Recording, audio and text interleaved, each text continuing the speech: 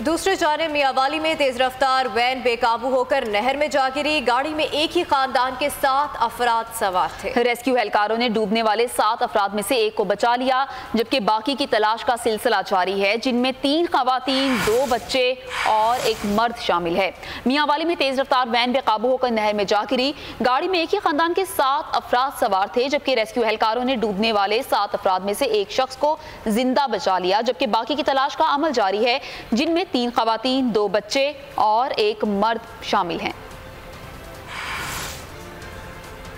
दूसरे जानिब मियांवाली में तेज रफ्तार वैन बेकाबू होकर नहर में जा गिरी। गाड़ी में एक ही खानदान के 7 अफराद सवार थे। रेस्क्यू एहलकारों ने डूबने वाले 7 अफराद में से एक को बचा लिया, जबकि बाकी की तलाश का सिलसिला जारी है, जिनमें 3 खवातीन, 2 बच्चे और एक मर्द शामिल है।